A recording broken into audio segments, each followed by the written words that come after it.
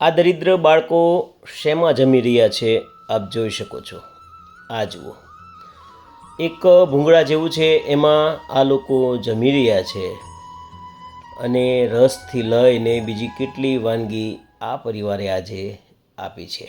આશુતોષ અનક્ષેત્ર તળાજા આજના દાતા વલ્લભભાઈ દેવજીભાઈ કુકડિયા, વીડી પટેલ, સ્વર્ગવાસ પાર્વતીબેન વલ્લભભાઈ કુકડિયા, હસ્તી નીરજભાઈ એનડી પટેલ, હરેશભાઈ પટેલ તળાજા।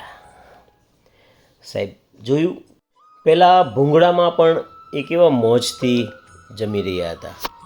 એક સરસ વાત યાદ આવી ગઈ કે વિશ્વમાં નંબર 1 ફૂટબોલના ખેલાડીનો જ્યારે ભાઈ ગુજરી ગયો ત્યારે એના માતાએ રોતા રોતા કીધું કે હે ભગવાન, મારી હારે જ આવું શું કામ કર્યું, અમારા ઘરમાં જ આવું શું કામ કર્યું।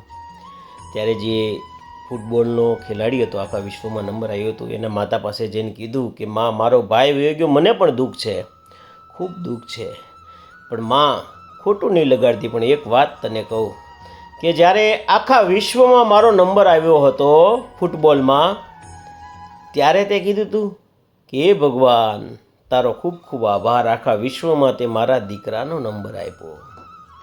કીધું તું? નહોતું કીધું। વાત આ ફૂટબોલના ખેલાડીની નથી, વાત આપણી બધાની છે। જ્યારે ભગવાન આપણને ધન દોલત, મકાન, પ્લોટ, ગાડી, બંગલા બધું આપે છે, ત્યારે આપણે કહેતા નથી કે હે ભગવાન, તમે મને આટલું આપ્યું છે, આભાર, હું આવા સત્કર્મ કરીશ, બીજાને મદદ કરીશ।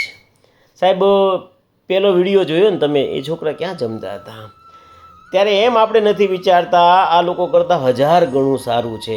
બસ કાંઈક અઘટિત ઘટના થાય એટલે ભગવાન તમે આમ કર્યું, ભગવાન તમે આમ કર્યું, પણ ભગવાને સારું કર્યું ત્યારે કોઈ દિવસ થેન્ક્સ કીધું છે? ત્યારે કોઈ દિવસ આવા સારા કામ કર્યા છે? જો ભગવાનની દયા હોય તો સારા કામ કરજો, તમારી યારે સારું થશે। ફરીવાર આપણો ખૂબ ખૂબ આભાર। શિવ શિવ।